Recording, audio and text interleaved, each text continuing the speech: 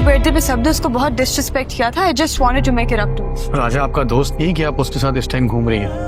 हम तुमको और तुम हमको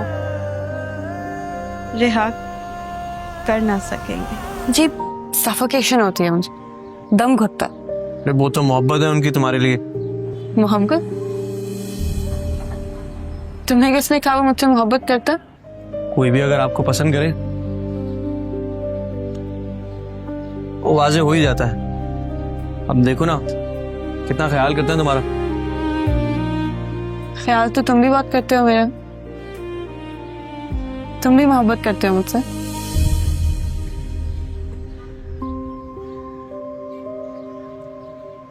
मैं हाँ तुम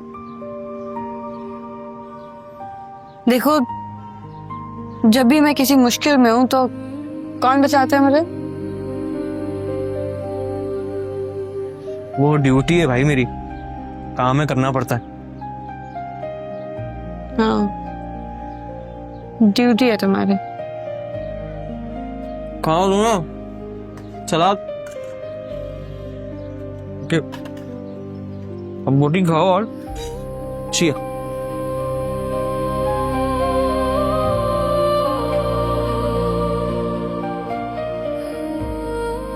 अम्मा हमारी कहती है खाना खाते हुए बात नहीं करते।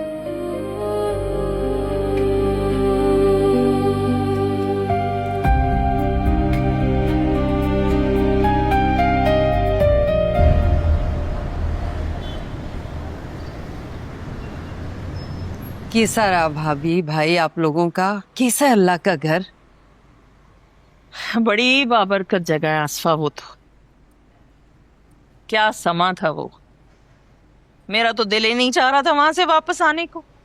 बस ये समझ लो कि एक बार इंसान वहां जाए वहीं का होके रह जाए।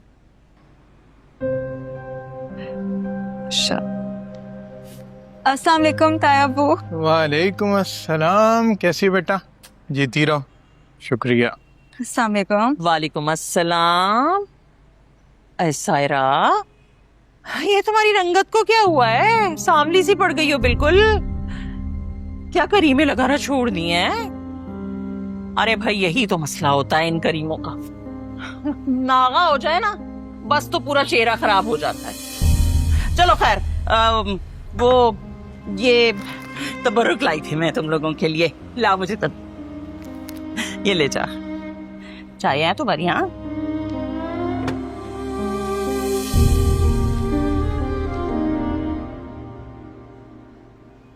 भाई साहब भाभी जी, आप लोग ये बताइए कि आपने वहां जाके मेरे राजा के लिए कितनी दुआएं की? अरे वहां पे तो हर एक के लिए ही दुआ की है और बड़ी रो रो कर दुआ की है। तो बस मान लीजिए कि अल्लाह ताला ने आपकी दुआ सुन ली। अरे मेरे राजा की नौकरी लग गई है भाई। अरे वाह। अच्छा, राजा नौकरी पे लग गया है? अरे माशाल्लाह माशाल्लाह माशाल्लाह।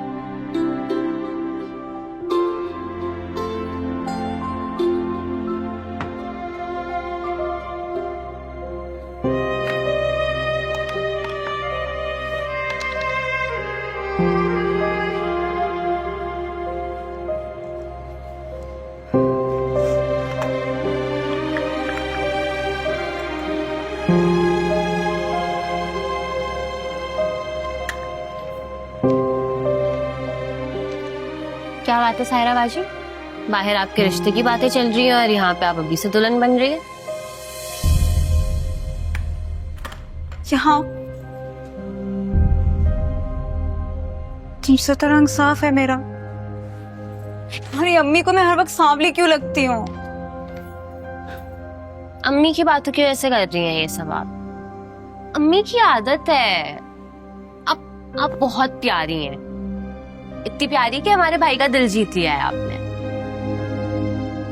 तो मामू की आयशा को छोड़ के उन्होंने आपसे रिश्ता करवाया है। ये सब ऐसे ही नहीं हुआ है, मोहब्बत करते हैं वो आपसे। चले आ जाए किचन में मेरा हाथ बटाएं।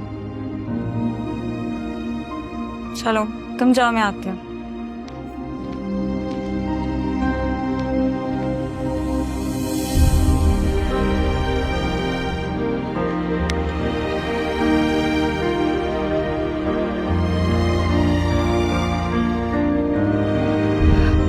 राजा को इतने बड़े आदमी के यहाँ नौकरी मिल गई, साथ दुकान कर रहा है, यकीन करना मुश्किल हो रहा है। यहाँ तो अच्छी बात है ना, मेरे मरहूम भाई के घर में भी कुछ सुकून हुआ है और आसफा की परेशानियां जो हैं वो कुछ कम हुई हैं। इसीलिए तो आसफा ने सायरा की रुखसती की भी बात छेड़ी है, क्योंकि अब राजा माशाल्लाह कमाने लगा है। हाँ, कम से कम अब हम अपने आमिर की शादी तो कर सकेंगे, वरना तो इतने सालों से दिन महीने ही गिन रहे थे हम। आप देखें, मैं आज ही आमिर को बताती हूँ। अच्छा, वैसे एक बात है, राजा जो है अपनी उम्र से बहुत बढ़कर काम कर रहा है। आदिल सुल्तान जो है वो कुछ छोटा मोटा आदमी नहीं है, मिनिस्टर है, मिनिस्टर। और राजा हमारा उसके साथ काम कर रहा है। अच्छा, मैं ये सोच रहा था क्यों ना सबा और राजा की शादी की बात भी छेड़ते हैं। सही कह रहे हैं आप, सोचा जा सकता है, बिल्कुल।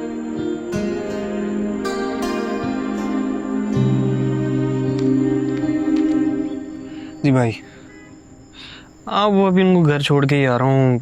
असाइनमेंट रह गया उनका 2-3 दिन का, फिर उसके बाद काम ख़त्म है। जी हाँ, वो बस कल सुबह 10 बजे का मैसेज आया हुआ है। ये लो, सही घर में जी जी बताता हूँ आपको, बताता हूँ। ओके, अच्छा भैया, तुम्हारी फुल अय्याशी चल रही है, बड़ी बड़ी गाड़ियों में घूम रहे हो, सेंड भी महंगा वाला लगाया हुआ है क्या? राजा भैया क्या हुआ? यार गुड्डू, जिम्मेदारियां नहीं होती ना, अल्लाह की कसम छोड़ देता। बाजू की शादी है यार, उसके लिए पैसे जमा करने हैं। दिल ना भी लगे ना इसमें, तो नौकरी करनी जरूरी है। राजा भैया तुम एक काम करो, दिल लगा के नौकरी करो। दुकान का क्या है, मैं चला ही रहा हूँ। गुड्डू पकड़, दिल लग गया है तभी तो नौकरी नहीं हो रही। ये नजम चचा ऐसी बातें क्यों करने लग गए?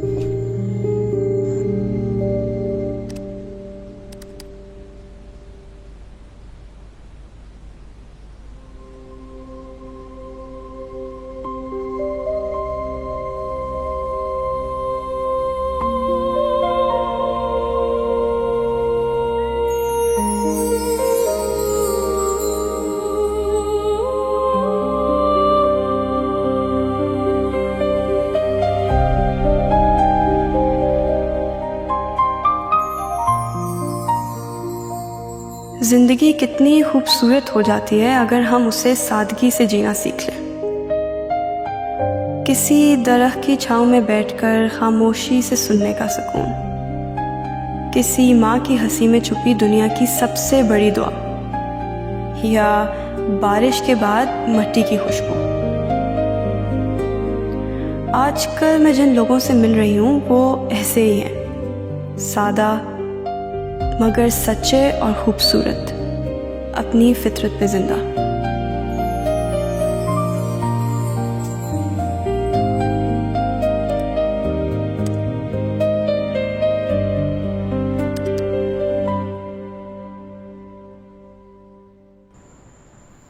अब तो गाड़ी भी होती है बेटा तेरे पास। अगर तू चला जाता अपने ताया ताई को लेने तो खुश हो जाते। गाड़ी कौन सा, अपनी है अम्मा। कल चला जाऊंगा मिलने उनसे।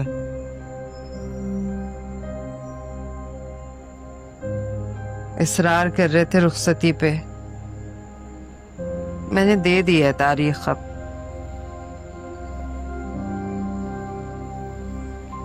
आमिर भाई कब आ रहे हैं? हफ्ते 10 दिन तक तो आ ही जाएगा।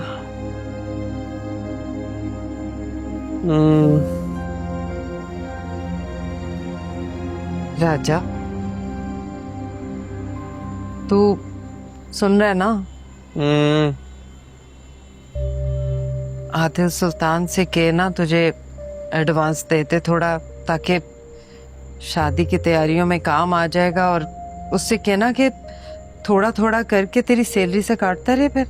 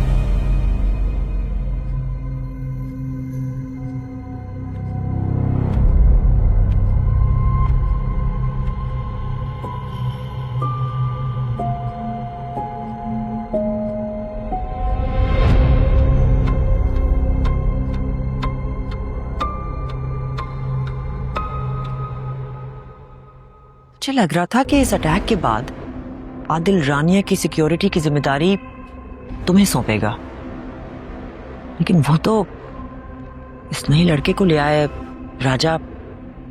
इसका मतलब है वो हम पे अभी भी भरोसा नहीं कर रहा। वो लड़का मेरे लिए एक चूंटी की हैसियत रखता है,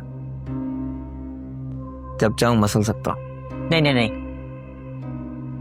अभी कुछ मत करना। अभी अभी अटैक हुआ था और रानिया के सामने तुम्हारा आदमी भी आ चुका है, तो इस वक्त अगर हम कुछ भी करेंगे तो आदिल चौकन्ना हो जाएगा। वैसे भी आदिल को मारने में हमारा कोई फायदा नहीं है। हमारा मकसद है वो सीट वापस हासिल करना।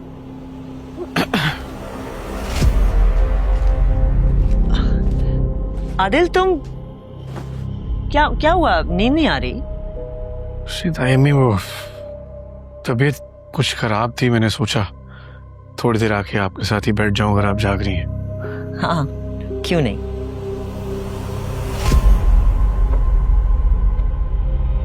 सिकंदर तुम किसी से कह दो कि हमें ग्रीन टी भेज दें।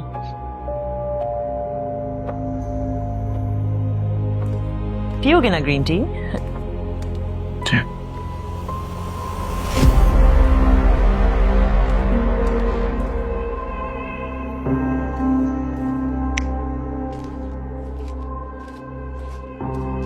वो आ रहा है, तुम हमें खबर नहीं कर सकते थे? वो मुझे खुद नजर नहीं आया। अपनी आंखें खुली रखा करो और कान तेज। हर आहट पे तुम्हारी नजर होनी चाहिए। अगर आज वो हमारी बातें सुन लेता, अभी मारना पड़ता उसे।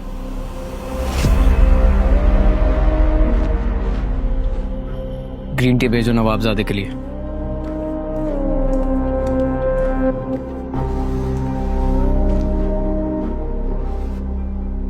कहीं नींद उड़ने की वजह रानिया तो नहीं है? जितना कुछ उस बेचारी पे गुजर रहा है, नींदें तो उसकी उड़ी हुई हैं।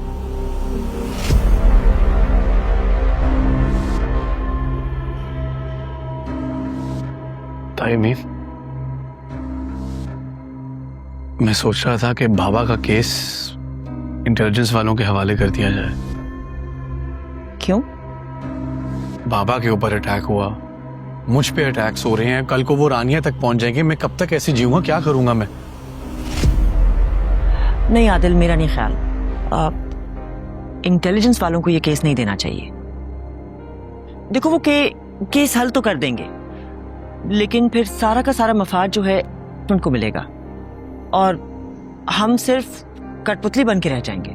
हाँ, तो हम सबने कब तक ऐसे जीना है? हमेशा का खौफ रहता है, डर लगता रहता है कोई आके जान ना ले ले, हम सब ज़हनी मरीज बन जाएंगे।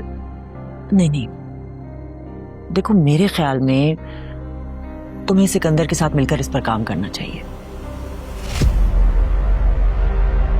सिकंदर ने बहुत वक्त गुजारा है तुम्हारे बाबा के साथ। वो समझता है यहाँ की सियासत, वो हमारी रफाकतों को भी जानता है। अगर तुम दोनों भाई मिलकर काम करोगे ना तो रिजल्ट्स मिलेंगे। That's my suggestion.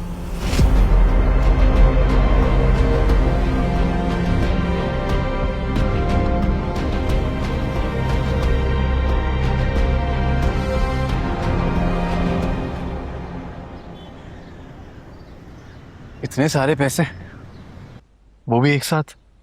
खैरियत है?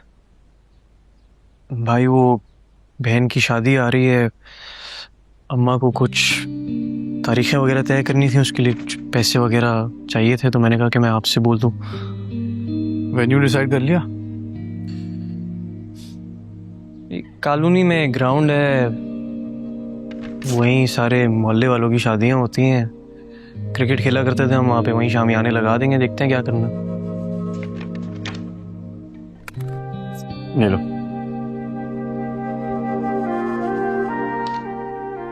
भाई ये काफी ज्यादा है। तो शादी के खर्चे भी तो काफी ज्यादा होते हैं, रख लो, काम आ जाएंगे। लेकिन मैंने आपसे पैसे सिर्फ इस शर्त में मांगे थे कि मैं अपनी तनख्वाह एडवांस में ले रहा हूँ, वो फिर मैं आपको वापस कर दूंगा। तो तनख्वाह वापस कर देना। ये ऊपर मैं अपनी खुशी से दे रहा हूं तुम्हें, रख लो।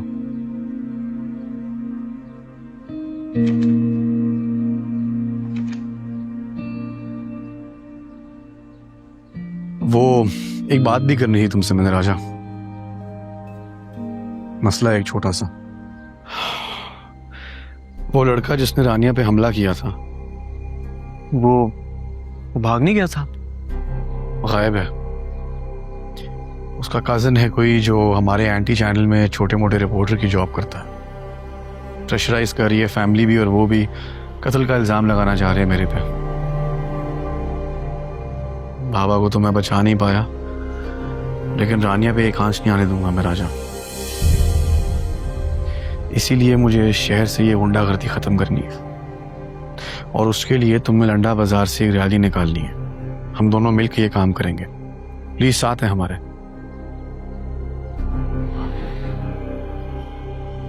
करता हूँ भाई कुछ, इजाजत दें आप।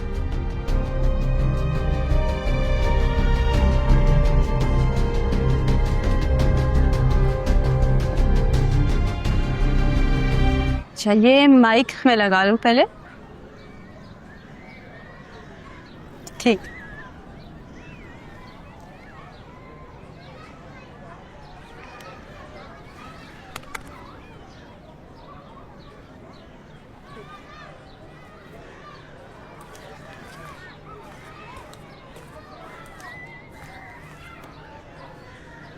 आप ऐसा करिए, थोड़ा मेरे तरफ होके बैठ जाए।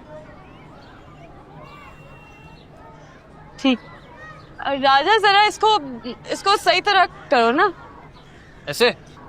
हाँ, ऐसे रिफ्लेक्ट करो। सही है।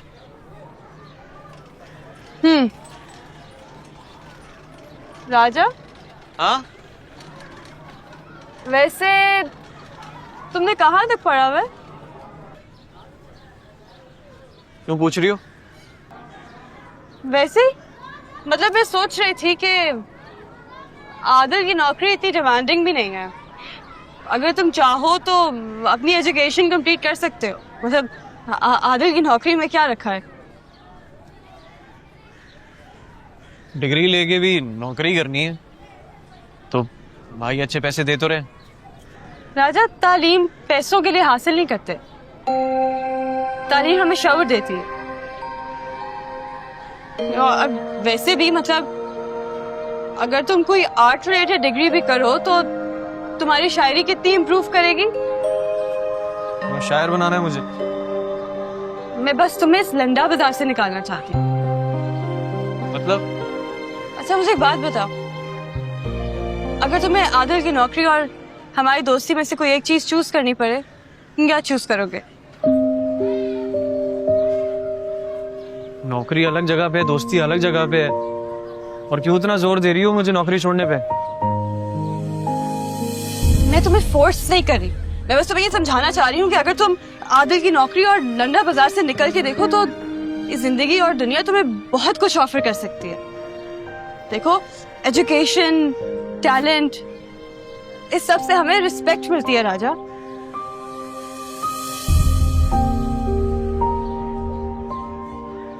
अभी तो पकड़ो ना, सही तरह पकड़ के खड़े हो।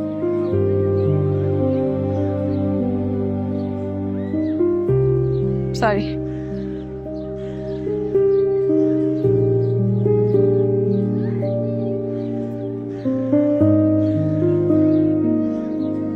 चलिए, दो।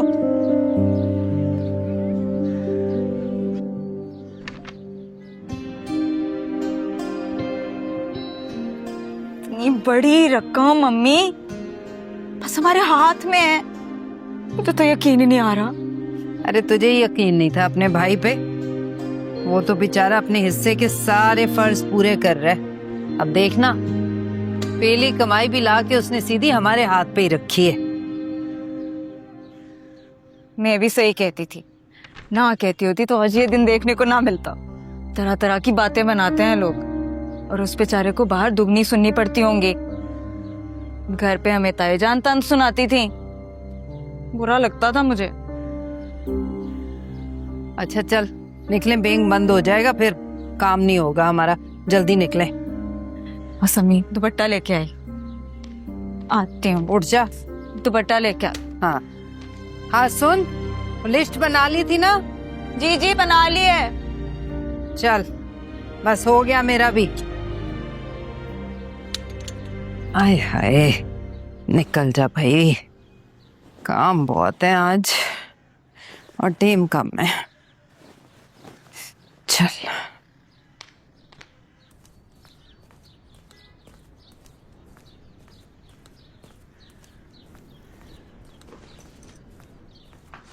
तुमने सिनेमा क्यों नहीं अटेंड किया? तुम्हारे फेवरेट डायरेक्टर आए हुए थे। यार मूड नहीं है। क्या हुआ मूड को? ईमान से बहस हुई है या फिर तुम्हारे स्टेफादर ने तुम्हें कुछ कह दिया है? उनसे तो सामना ही नहीं हुआ। कुछ तो हुआ है, जब भी तुम इतने बड़े डायरेक्टर का सेमिनार छोड़कर यहाँ अकेली बैठी हो। और राजा, क्या हुआ उससे? He is destroying his life. मैं उसको इतना समझा रही हूँ, वो सुनता ही नहीं है। कुछ हुआ है या तुम्हें उसके बारे में कुछ पता चला है? आदिल की जॉब ही नहीं छोड़ रहा। तुम बताइए, उसकी एज है ये सब काम करने की? पढ़ाई उसने छोड़ी हुई है। अगर वो कोई डिग्री कर ले तो कोई रिस्पेक्टेबल जॉब कर सकता है। ड्राइवर बन जाना, गार्ड बन जाना, दिस इजंट राइट। तुम क्यों सोच रही हो उसके बारे में इतना? इरम, वो दोस्त है मेरा। तुम ही तो कहती हो कि दोस्तों को अच्छी एडवाइस देनी चाहिए। हाँ, लेकिन हो सकता है उसकी कोई मजबूरी रही हो। तो मजबूरी का मतलब ये तो नहीं है ना कि अपनी जिंदगी बर्बाद कर दे। अपना तुम कुछ ज्यादा उसके बारे में सोच रही हो। हर इंसान अपना अच्छा और बुरा समझता है। हम सिर्फ किसी को एडवाइस कर सकते हैं, फोर्स नहीं कर सकते। अच्छा चलो, तुम अपना मूड मत खराब करो, चलो कैंटीन चलते हैं। मुझे नहीं जाना। अरे उठो ना, चलो चलो, शाबाश, गुड गर्ल। चल,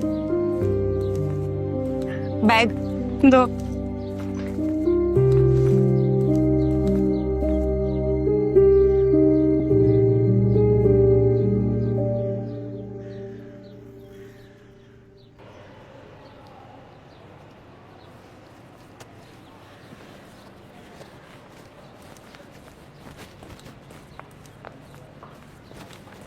So,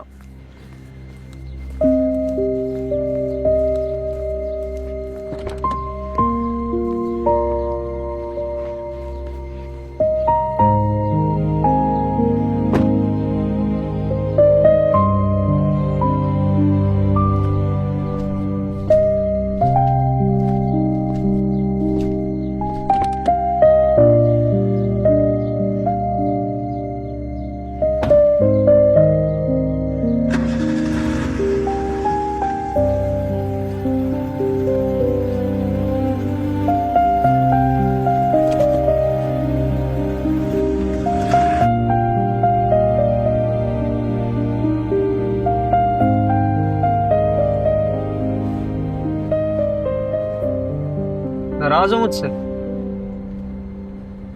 तुम तो ड्राइवर हो ना मेरे, ड्राइवर हो।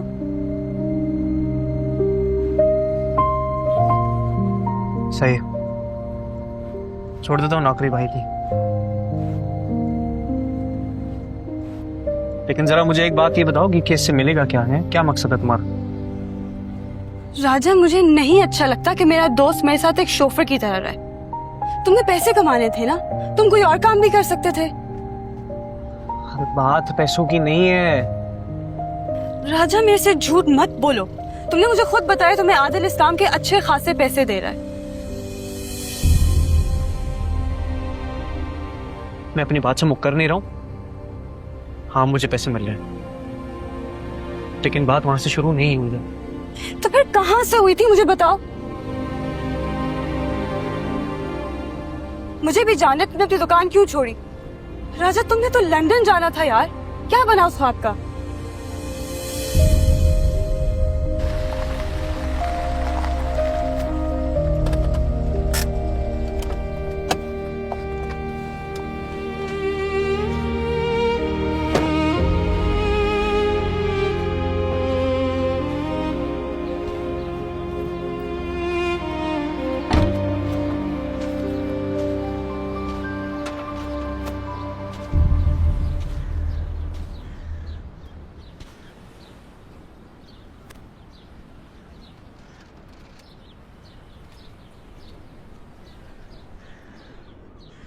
मेरा बचपन एक पुरानी फटी हुई किताब की तरह था,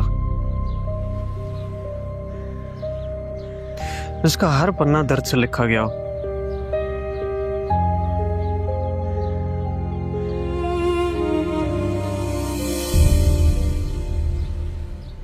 मेरे बाबा लंडा बाजार के सबसे ईमानदार आदमी थे।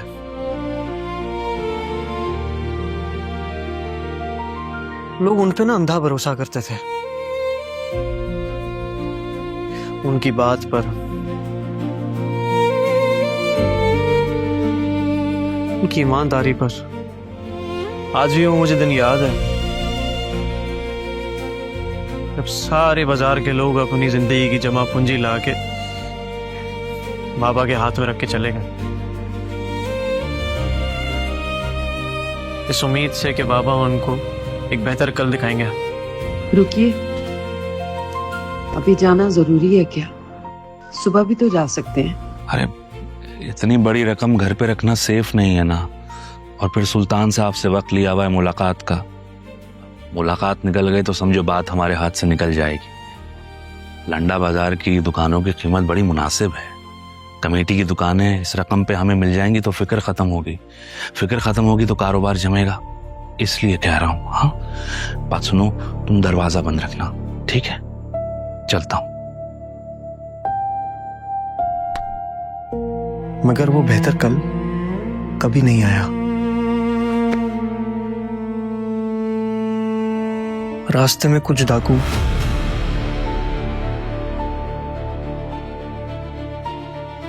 अब्बा से सारी रकम छीन के ले गए।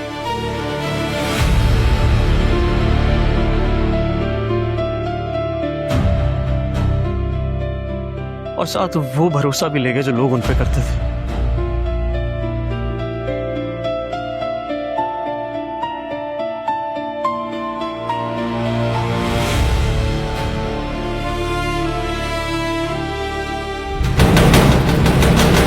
वो रात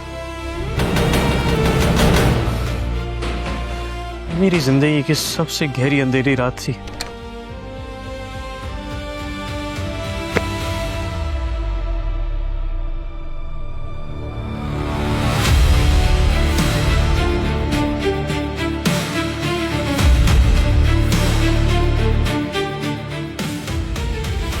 बाजार वालों ने ना बाबा को इंसान नहीं समझा।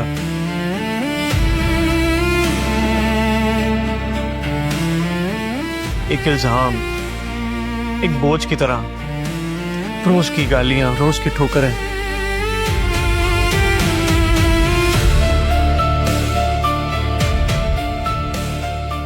बाबा चुप होते गए।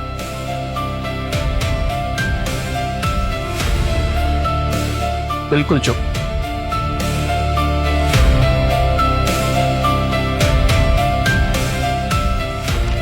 और एक दिन हमेशा हमेशा के लिए खामोश हो गए।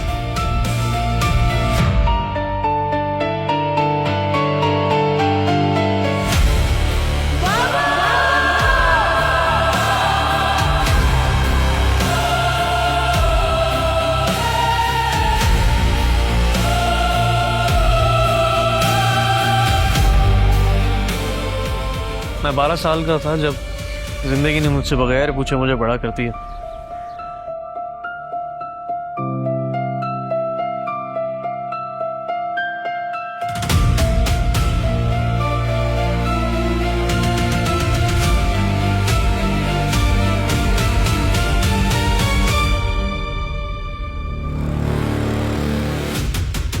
फिर भी उन बाजार वालों ने इस 12 साल के बच्चे को बख्शा नहीं।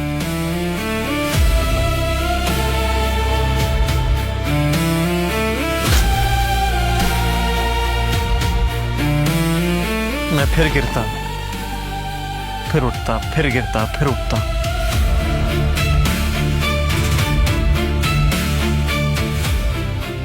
जब बचपन बर्बाद हो जाए ना, तो आदमी जल्दी बड़ा हो जाता है।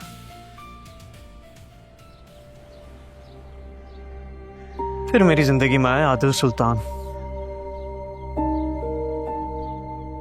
उसने मुझे चोर के बेटे की तरह नहीं देखा, एक इंसान की तरह देखा, एक मेहनत कश की तरह देखा। उसने मुझे वो इज्जत दी जो शायद मैं खुद से भी मांगता तो नहीं ले सकता था।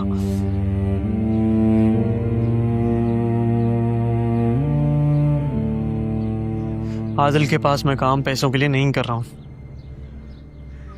उस एहसान के तहत कर रहा हूं जो उसका मेरे पे है। और तुमने क्या किया? उस दिन जब तुम्हारे घर में मेरा तमाशा बनाया जा रहा था, मुझे गालियां दी जा रही थी, मुझे मारा जा रहा था, तब ख्याल नहीं आया दोस्त का? तब खड़ी हुई तमाशा देख रही थी। आज तुम्हारे दोस्त को गार्ड बना दिया है, तुम्हारा ड्राइवर बना दिया, तो शर्मिंदगी हो रही है। वाह, जब चोर बोला जा रहा था तब ख्याल नहीं आया?